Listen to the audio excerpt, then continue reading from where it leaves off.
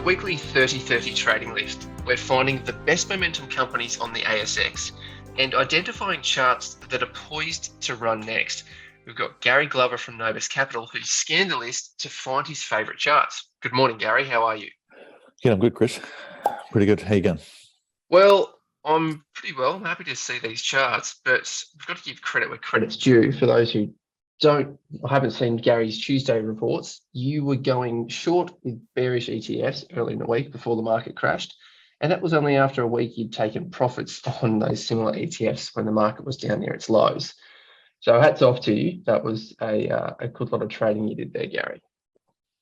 Yeah, no, I'm pretty happy camper actually. Had my biggest day ever this week. So in terms of P&L movement. So yeah, nice. A couple of trades I missed here actually. Is one on this list here that actually disturbed me quite a bit because I missed it. I did see it, and but we'll get to that. But that's pretty volatile out there. Nice, plenty bearish. You know, if you're like trading the short, so like I do, then there's some has been some pretty good opportunities. So yeah, but still some interesting stocks on the list here. So let's get into it. So I know that AJ Lucas there was number one there. On the the quarterly momentum. Only thing that to watch out for here is just look at our daily chart there. See that wide range there, Chris, on the high there, which happens that is a big range. Yeah, which happens to be the biggest volume day as well of the moves. That's always a bit of a no when you sort of see something have a bit of a run there. So this is probably pretty hard to trade. It's pretty small, but when you see that, big wide range day, it's almost exhaustive, and a big reversal on big volume. If you're lucky enough to get an inside day the next day, probably, my personal would exit that signal. But yeah, I know sometimes they can push through there, but I don't. We want to see low volume coils and congestions, and then add to those. So would that be a distribution day that you'd... Exactly, yeah. Exactly right, Chris. Yeah, so I'd just label that as that is a distribution day to me, because it's big, running hot here, and then massive wide range, big volume there. That can be a trend killer. That type of pattern there, trend. So yeah, sometimes they don't, but I would suggest a lot majority will kill a trend here. So whether this goes through a sideways consolidation or it comes all the way back, just can stop a bullish trend in its tracks. That type of setup there. I was trying to think of another one there that have done that recently, but doesn't come to mind. CAU was number 2 on the list. Had a pretty good run actually, this one. So pretty, again, a bit small, but yeah, it's probably a little bit lengthy there. But again, we're seeing good volume into the high. Bit like the stock that's been on the list there the last few weeks. I'm just trying to think of the Silex, maybe. Silex, yeah, a bit like that. It's sort of no selling in here, so this is having a bit of a congestion here, a bit of a cool off here. But so far, no real sort of selling in there. Maybe that first day there, but again, that's okay. So if you're running here, that's not showing any signs of distribution here yet. It could come off here, but so far that doesn't look too bad. It's just sort of congesting there. You started off well. You've got sort of almost polar opposites of leading momentum stocks. One doing well and one alarm bells. Yeah, that's right. So yes, what you want to sort of see there, and we saw that with that SYR as well. That basically every time it pulled back, it just had no volume came in, and it's continued to keep going higher for quite a few weeks. So yeah, GL1 was the other one. This is one actually I did see this trade here, because I'd love to see this tightening up here. So I had okay volume in here, not bad. It was pretty light all the way down. I mean, there was no selling in here all the way down. Bit of volume in here, not great, but then you started to see a bit of volume coming here. But then you just saw this pullback here, and this volume just dried right up here like that. So first day out of the range, decent volume, and well, it's really gone on in it. So a bit disappointing actually. I sort of had a bit of didn't have much room at the time there, and but yeah, did see this one there. I thought it was not a bad signal there, but yeah, geez, really gone on with that. I wasn't expecting a move. I wouldn't have expected a move that big, but as we know, sometimes these moves can keep going here. So, you know, depending on how tight you may just stop in here. Yeah, it's been pretty robust. So that looks all right. Has had a Just good on that run. one, where the first day it breaks out, is that one of those B wave breakouts that you'd be looking for on from the congestion? Yeah, I mean it's a nice day. The volume would have been big compared to all the other days as well. And after a nice little tight, time-consuming consolidation, and it's a bit like this sort of here in a way, but probably a lot tighter. This is a little tight here. I mean, this is nice and tight in here as well. And then popping out like great little pivot day here. Once you get that move there, wow, look at those. That's the thing. You're just looking for these congestion, looking at these sort of things to tighten up here, and then just to run with it. Sometimes they'll might only run a little bit. Other times they might run a lot like this. You just never know. Like Mark Douglas, sort of you just don't know what you're going to get sometimes here. You just your job is to sort of find those opportunities, get your trigger, just follow your set some risk management rules, and then just follow your rules and follow your trade management rules, and then try and look for a good exit there, or basically or maybe run a stop here. I mean the 10-day moving average is not a bad one. You see something get super extended on super big volume. That something like that. I know Minervini he'd be trading some of that. He probably would have traded some of that day there. If it Big volume day selling into it. Yeah, he probably would have. The red here, he sells early, sort of. Might sell a quarter or a third or something, and then he'll try and hang on to it. Then we might see another distribution day again. He might sell another quarter of it, another third of it, and then he might get stopped out on the rest, or he might trade the rest. But he's trying to trade some of the strength. So if you can get a good signal, build a position up, scale up there. So you might, this might be breaking up here early. If you're smart enough to sort of see this break here, maybe you broke above your little, if you had a little swing high in here, you might add it on a break there. And then by the end of the day, you might be getting, you might like what you see, so you might add to it again. And then, whether you add on the next day, or maybe you add on the break here, break above the high there, you might add to that again. Then you might sell something into that. If you saw that big spike there, you might trim some of it, not much of it. You probably trim some of it up there. Might just be, so these are what the good traders do. I mean, we're trying to learn from them and trying to follow them. So, so it's important here. I mean, it's sort of, I think I used the phrase there, which is probably not the most, the nicest way of saying it, but you eat like an elephant and shit like a bird. I mean, the last few weeks I've been the bird, just, losing a small amount of money each week. But then this week, I've eaten like an elephant. So that's the way you sort of got a trader here. You got to, sometimes you get stopped out in these small moves, and as long as you're keeping your wrists nice and tight, then you finally get a big move in your direction, get a massive move, and then you have a big day, which can be, when you get a big move that moves your P&L 5 or 7%, it's that's the sort of game changing sort of stuff. You sort of, that's what we're aiming for here, is to sort of get, if we're wrong, we don't. It's a numbers game here. We're going to lose. We're going to lose some. We're going to win some. It's just important to, when we lose, to lose small. When we win, we're going to win big. So you just never know. That move there just typifies exactly what we're talking about there.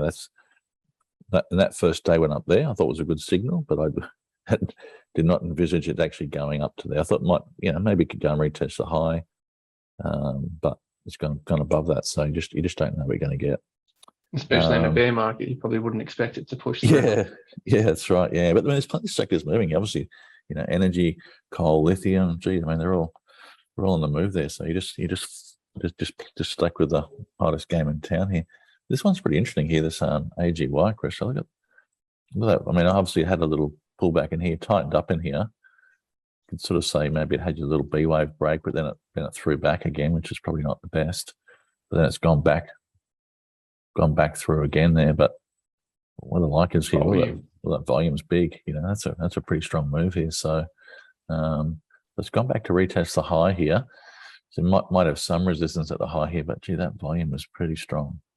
So that's good volume. So that's the sort of stuff we can get follow through here. So maybe we get a little handle here or something while the market sort of continues to weaken off here.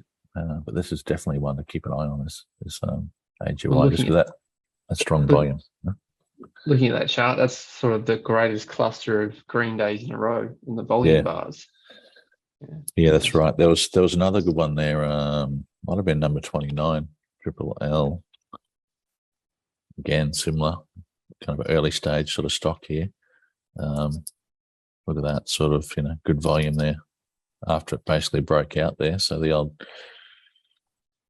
Davis box, basically sort of, break out to a new high here. So this would have been, well, maybe not the highest close there, but not bad volume there. But yeah, this was definitely a punch out of the range there. Highest close there, and yeah. So we're not looking to, the whole momentum strategy is not buy low, sell high. It's buy high and sell higher, So that's what momentum stocks do. Once they sort of kick on, they tend to keep sort of crunching forward here. So that, that looks pretty good. There's some decent volume in there. So this is definitely, those are two to put on your list there and watch for, congestions and tightening patterns. And yeah, so that they look quite good. What else was sort of moving in there? Try not to spend too long here. NEU was the one that you spoke about. Obviously, that little tightening pattern there and the breakout. So it continues to sort of keep rising there. Tyro was on there. So I don't really like these stocks here, but that's, the volume is actually not bad in there. Not bad volume through there. Good volume again, dried up. Good volume again, kind of dried up. Popped some good volume here so far. What I like here so far is it stayed pretty tight. The price action there the last 3 or 4 days is tightening up here. Sitting on top of the previous high in the market, which is pretty weak, showing some pretty strong relative strength here. So that's encouraging. That's encouraging signs for stock there. STA, this was sort of one here, just been running for a bit here now. Just noticed the last few days volume's getting up a bit here. So usually like to sort of see volume kick on a break here, not sort of, just worries me a little bit here. Just, can be a little exhaustive or maybe a sign of a little short-term distribution. But yeah, not a solid there because this has been pretty light volumes through here. The big volumes coming in at the end, which I find that can be a little bit of a negative. For me personally, GLN building okay, but a bit slow. HIO was one that we mentioned last week. Had a nice little run there. Nice little congestion here, pretty light volume here so far. Probably like to see this a little squarer, so not come back as much more of a, but definitely one to keep an eye on. TPW, which is Temple Webster, which is sort of we've had on a list a few weeks here. A few little nice congestions in there and then popped up here. Just starting to run out of puff here, Chris. Look at that. Yeah. So the volume's yeah, really skinny, isn't it? Yeah. So we're not sort of seeing distribution, not type volume here, but we're just sort of saying, okay, well, this is getting up here now. Less and less people are getting interested up here. So less volume. So you're not seeing any selling there so far, that's constructive, but just be a warning. Sometimes you can run out of puff as well. So just looks like it might be running out of puff there, but you're just going to see what this does here now. So as a trader, you probably would be should be tipping some out, should be tightening up your stop. Don't want to give away your profits if it does break down here. Potentially it could congest here, and then we can always come back in it. So those are sort of things you got to be sort of thinking about. At the Whitehaven and New Hope coal, these things are flying here, Chris. These things are just still going pretty strong here. I have seen. I didn't want to sort of say this, but this has got like this has got a 1, 2, 3, 4 ascending trend lines. Now that's pretty. That's getting vertical here. So this is the 4th ascending trend line. So one thing I learned from the late Bill McLaren was he calls that a blow-off trend. So normally, basically, markets will come back to where the 3rd trend accelerates, but obviously in these sort of stronger ones, at least will come back to where the 3rd line was. So that's around that 440 mark here. So that's 50% where it is now. It's a decent pullback here. So yeah, and if you measure the last move there, if we look at Whitehaven the last 10 years there, that was a pretty big move there. So 50 cents up to $6, around 12 times there. This has sort of gone from what 80, 90 cents up to $9. So that's probably looking around that 10, 12 times, What's more influential here is just how vertical this is. This is getting up there. Going to share a little secret to you for the viewers today. One thing is sort of McLaren talked about with these blow-off trends is oftentimes the last leg up, if it gets really aggressive, like a sort of super hyper aggressive, it can do like a 90-day, like a 3-month move into the high. So certain cycles in time that we look at. So one thing to sort of watch for here is for this thing to sort of have any validity for a 90-day cycle. And half of 90%, that's the low there's 24th of June. Half of the 90-day cycle would be 45 days, and 45 days from 24th of June is the 8th of August. So that is bang, congested, pull back to the half point, and then take it off here. So you're looking for around that, to pull back around that sort of 24th, 23rd there.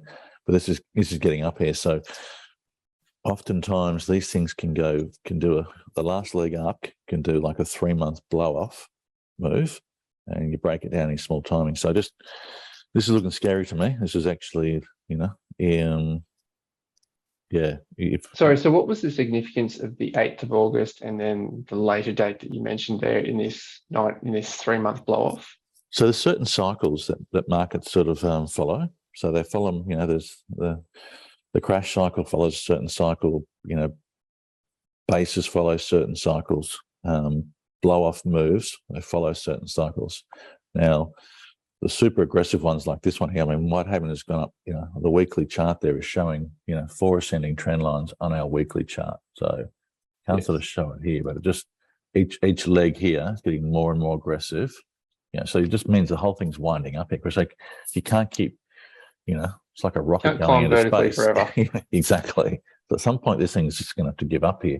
And what his sort of cycle theory was that if they did push on here, you always be looking for this thing to be like, one thing you're looking for is at least like a 5-wave form here, and these are extension moves. So you're looking for probably like a 7, 9, or even a 13 wave. So you got 1, 2, 3, 4, 5, 6, 7, 8, 9, 10. 11, once you're sort of getting 11 drives, 13 drives, you're pushing the maximum of any trend before it needs to have a period of consolidation.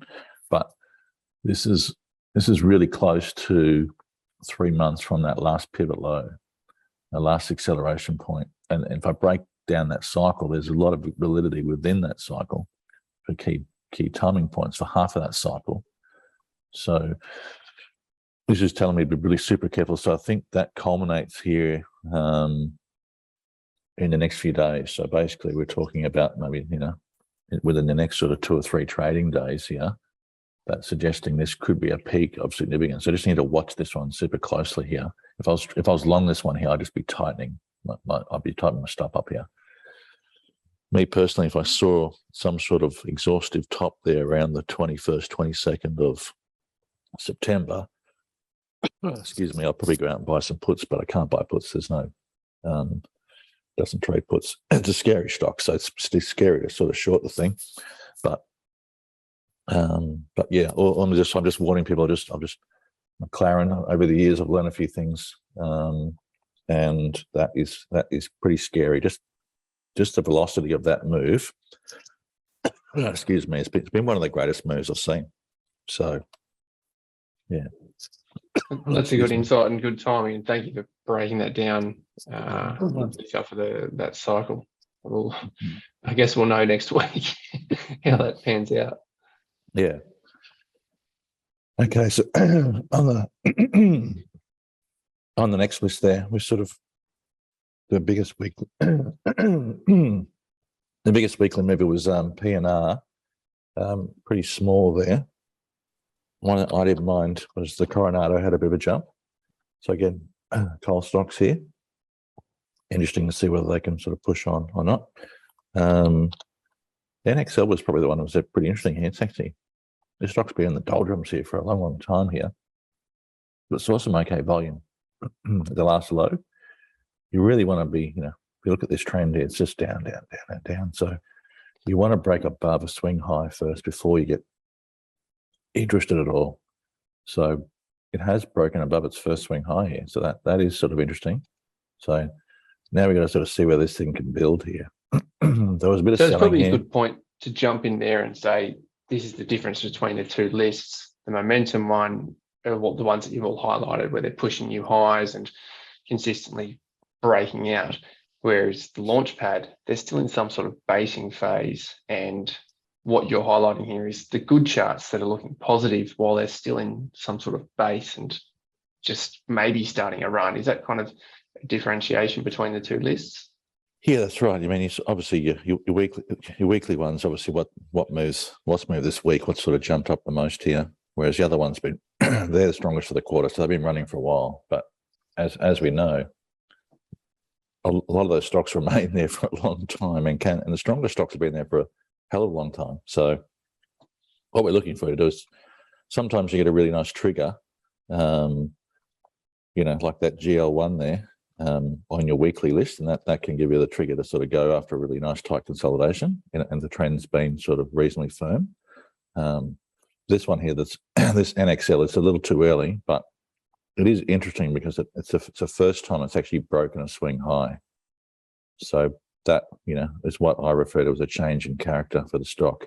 So it may need a base here. So, Stan Weinstein would sort of call this a stage 4. Now we're maybe in stage 1 here because we're sort of starting to build a base here. So, we want to characterize it as maybe stage 1 here, sort of, might need to build here, but does sort of, it is interesting here to sort of be looking at sort of stocks that are sort of showing a bit of strength here in a market there what's actually going down. So, change your character there. So yeah, it's interesting. So just not ready to trade it there, but we should be sort of watching that as well. CRR, this one's interesting here just because of the volume. Pretty decent gap up here. Probably a little too small for me. Triple L was the one that was number 8 on the list. And again, just pretty good volume there. So that is pretty interesting. I think it's A2C. Again, good volume there as well. A little small. So just part there, these small ones here can pop here. You just see how they, that's the thing with these small ones. They pop and then they consolidate, and they pop and then they can come back. It's just they're very hard to trade, these sort of smaller ones. That's I'm not trying to brush over them. Just from a trading point of view, very, very difficult. EFE, another one here. It's had a bit of a small move, too small for me. Clover Corp actually had a nice little move there. So pretty powerful sort of jump here. So it's sort of definitely one to sort of keep an eye on. TLX was another one. It's had a nice pullback here now. So gone below the 50-day moving average is probably a bit of a negative, but so far we haven't broken a swing high yet so far, Chris. So we're just consolidating here. So want to see whether the stocks can hold here. But would that be a bit deep for a cup and handle, or still possible? Yeah, probably is a bit deep here, but there's a stock that does move, this one. So so probably just watch the volumes. Just wait for. I'll be, I wouldn't touch this until I saw a break of the swing high there, which we haven't seen yet. And the one that I'm, I missed this one here. DVP was interesting there. That's a nice little consolidation there. Came back to the 50. Seen okay volume here so far, but we are starting to sort of break up. Call this a little, little channel here, just sort of breaking out the channel. So volume's okay. So this one's okay without being awesome, but doesn't look too bad. The one that I am kicking myself over is this one here. I did see this there. So again, we had our classic low. See big volume there, exhaustive in the low. Come back and now still some sort of decent selling in there, so it's not ready here yet. But now we've sort of got our 0. We've got our 1, and we basically have a little rally here. Volume still pretty light, still not ready. Pulls back again, bit of selling here. The only thing noticeable here was this sort of day here. had a bit of a volume in there. There's a bit of a run up again, little three-wave run up. Now starts to sort of pull back here. Now the selling starts to dry up here. But suddenly, starting to now basically got a 0, got a 1, got a 2, got a 3 here. Basically, the selling is just starting to dry up here. So now we've got our 0, 1, 2, 3 pattern there. So I thought this looks quite good here. If you buy this, the beauty of this sort of pattern is you can buy that sort of near the last swing low as you stop there, or if you buy it in there, stops in here. You got very little to lose, and this thing's just popped here. So yeah, I was like, I like this. I like the food thematic, obviously, in inflationary environment,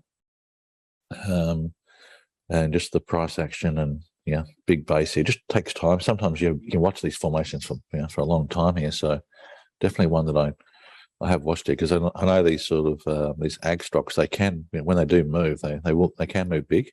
So that's one that's sort of moved a bit there. But as I say, look, it's interesting market, plenty going on. Obviously, pretty bearish market there, but still got sectors that are moving.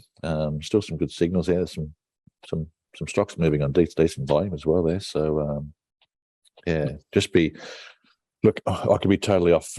I could be totally wrong with those with those sort of the energy stocks there, and particularly Whitehaven and New Hope. But that's an incredible move there, Chris. That market's getting vertical. So even just applying some common sense, when you're that vertical there, you should expect some sort of consolidation at the very least. But that's got, it's like 11, almost 13 waves in there. It's a fourth accelerating trend line. Everything I learned about McLaren, about blow-off trends, just tells me to, be very, very, very careful right now. That looks really close to an ending pattern to me. So I'd be super careful about those two. Well, it's definitely on the coal front. It seems as though news can't get any worse. The energy with what we're seeing with Europe entering winter and so on. And so that's seems like there's no good reason to sell these things here. I guess they've had to consolidate there. They've left spacing there. Gone again, left. I almost did buy some of this the other day just because I saw this consolidate here. I thought, gee, it's consolidating again. And I was looking at the cycle thinking, gee, this thing's like a blow off. This is doing the crazy blow off cycle. This could pop here in the next 3 or 4 days into something extreme, But yeah, it's just sort of kept going here. So just got to watch this, just all I say is I would not have a wide stop here. I'd be tightening up these things here. So, yeah.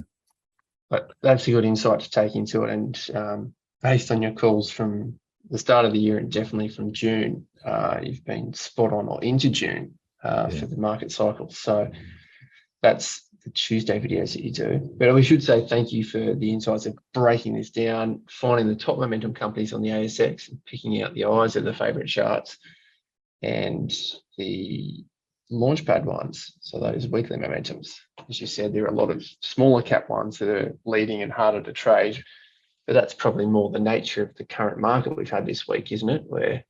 Definitely had some moves there. So still seeing a few, and there's still a few lithium names sort of popping there, but you're starting to see a few of those starting to break down now. So quite a few of the bigger lithium names starting to sort of break off here.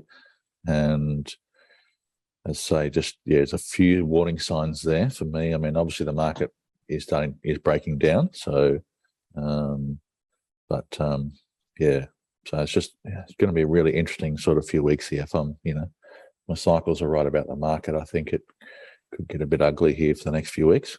How that affects different sectors, harder to predict. But it feels like the market's pretty shaky here.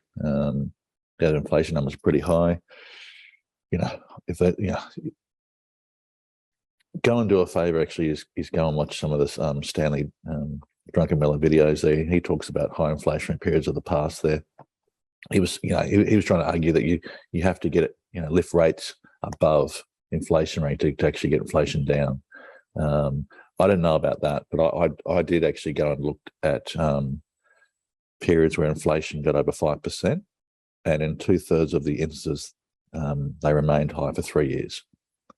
So that's a scary statistic when we're looking at the price of groceries in Australia. Yeah. So only 1/3 of the time when we popped over 5% did we come back down.